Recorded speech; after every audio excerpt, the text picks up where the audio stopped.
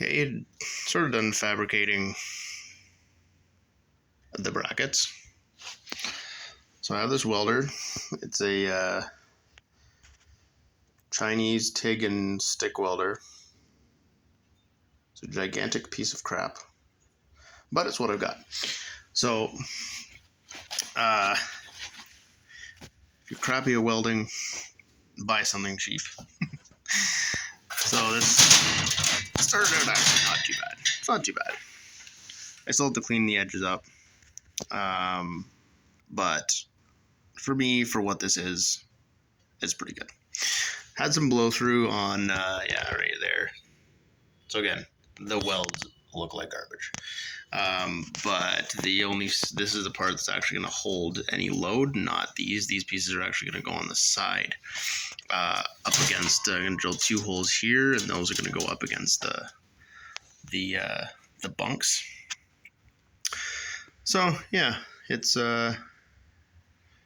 learning, and just for the welding side of it. So this is stick welding, shitty stick welding, very shitty stick welding. But I learned quick actually that it can get a little bit better just by increasing the volts a little bit and pushing in. And hot tip of the day is make sure that on your, if you're gonna stick weld, and this is a stick welder,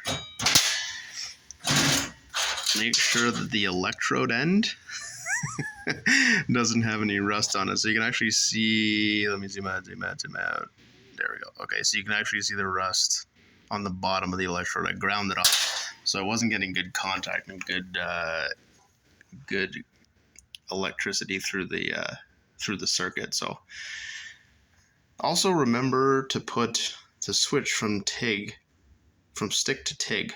So I welded a whole bunch with TIG. Looks not so bad. And get 3/4 of the way through the button, this trigger doesn't work.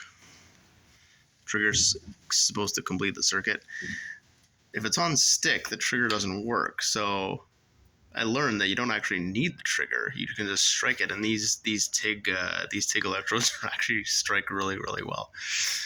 But that's not what the trigger's for. So finally, getting there. So these will go in next day, at least one of them. I'll grind this up, paint them all, and replace one. I know I already have one in there, but I'm going to replace that. So next one goes in, and should be on our way to being at least not leaking and waterworthy.